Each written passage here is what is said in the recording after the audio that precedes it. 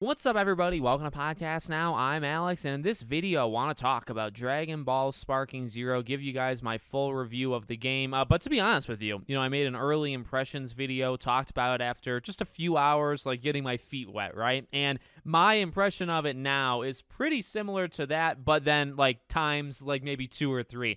The game is extremely good. I am really happy with pretty much everything that this game has to offer. I would say the only negative is, and I said it in the impressions video, I'll say it here, some of the ways that they do the storytelling, depends on which one you're talking about with the Budokais and Tenkaichis. I mean, they each have their own kind of style. They each do like the story, but then they kind of do it a little bit differently from each other, right? Classically, Budokai, right? Like one was very much almost cutscenes, right? And they did a really good job there.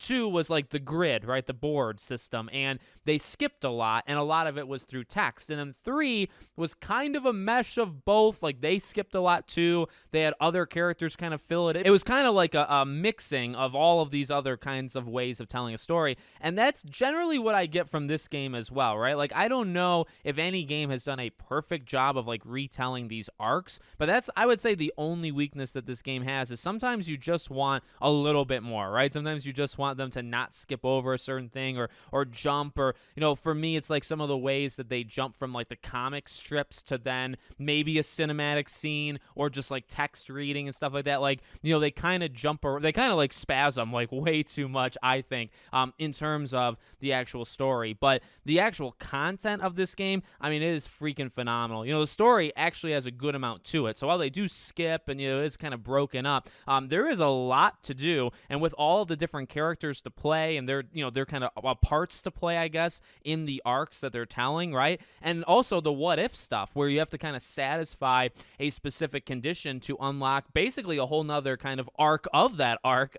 That's really cool to me, and I think that's a big part of the story that I think is really cool. But it's meaty. I mean, you're going to be going through the battles. The voice acting is extremely freaking good, and I think that's when it has the most time to flex, right? Is when you actually have conversations, whether it's cinematic or even not cinematic. I think they do a really good job of like bringing their A game. Everybody, whether it's a Vegeta or maybe like a more deep cut type character, everybody does a really, really good job in the acting department. And then there's the rest of the content of the game, which this game just has so much. The custom battles I think are so freaking good. And as I've been playing it more and more, I've been getting a little bit better, and I really like the multiplayer too. Like the thing that I've said before with these games that I think applies here as well is, it's simplistic to a degree, but there is like that depth if you want to go there. And I think a lot of fighting games have that. But Dragon Ball, from these anime type games, it starts out a little bit different than like a Mortal Kombat or Street Fighter, right? Where like there is just less there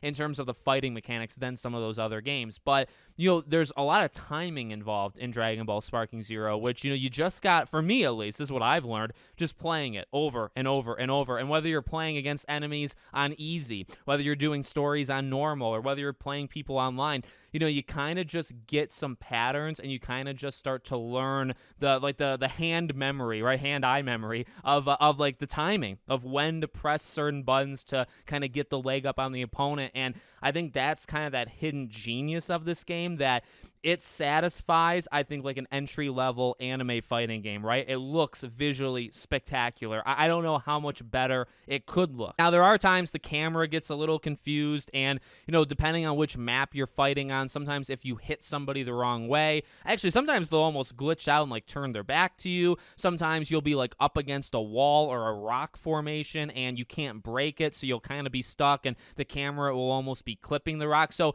it's not perfect, but in terms of, like, the presentation, in terms of how freaking good it looks, whether it's like the introduction of these characters and like their opening statements and they start fighting, I mean, it's so fast too, right? Like there's so much going on. The camera 95% of the time does a great job at keeping up with you, but it is a lot going on. So presentation, like visually there, is spectacular, and the core combat is fun. It's really fun, but it's also simplistic. There's only so many buttons, there's only so many combos, and a lot of it is similar. Like, a lot of it transfers, right? Like, versus a, a Mortal Kombat or Street Fighter, they'll be the same combos, but the character will be doing something different, right? It'll be called something different. It'll be a different move for one character versus the other, but it might be, downright triangle. That might be a move, and that might be with all of them. That's similar in a way to Dragon Ball. Like, there is, like, moves that, in fact, many of the moves, most of the moves are across every single character. But in Dragon Ball, like, most of the moves, like, they'll do the same thing. So it's got that simplicity where it's like, okay, if you're playing this game for the first time, or this is your first Dragon Ball, or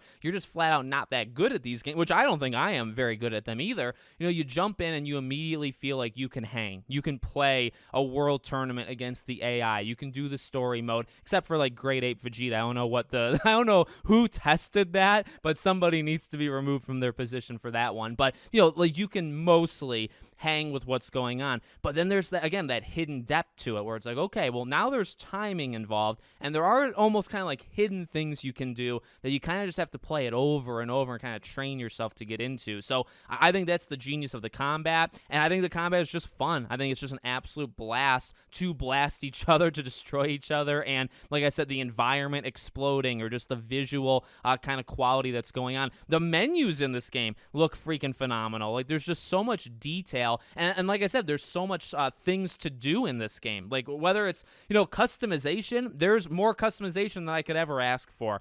From, like, unlockable type things, there's a couple different pages of how you unlock things. There's obviously, again, story mode, custom battles. You can create your own scenes. You can play other people's scenes.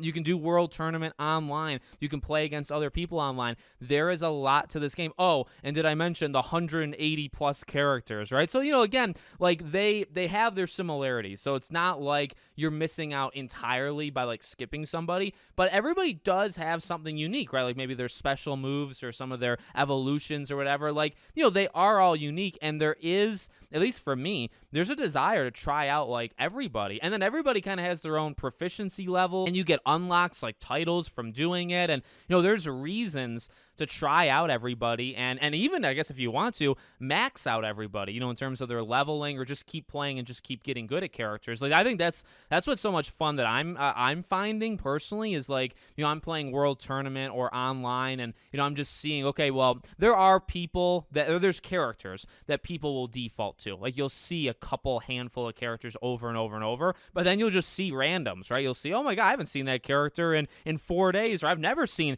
somebody play as that character online, right? Like, that I think is pretty special, about this game. And then, it's got DLC, and it's got more stuff coming. So the game is I believe it's a full package deal. I think it is very, very well-rounded. It's not perfect. Again, like, the camera stuff, I think, holds it back at times. Some of the ways that they do the storytelling holds it back. But, like, beyond those two things, I really, really like this. I mean, I would say I love this game. This is one of the better games that I've played this year. I'm having an absolute blast. And this is a game that, I say it for several games, and sometimes I don't actually do it, and that's on me. But this is a game that I will come back to time and time and time again. I really believe that, because there's just so much to do. And especially, I would say, honestly, with those custom battles, with, like, the custom scenes and basically mini episodes that people are putting together, like, that is always going to evolve, right? Like, there's always going to be new ones. So it's like, that's something that, that's a different way of trying out characters, right? Characters that maybe you haven't picked yet. Maybe they find their way in an episode that some random person across the country has created. Like, that is incredibly cool to me, and that really helps the replayability of the entire thing. So this is a game that I will constantly be coming back to, and I got the Ultimate Edition, or the Deluxe. I think I got the Deluxe, not Ultimate. So, I have the Season Pass, and I'll be coming back for those DLC characters as well. So let me know what you guys think in the comments. Make sure, as always, you're subscribed to the channel, bell icon turned on, and I hope to see you all on the next one.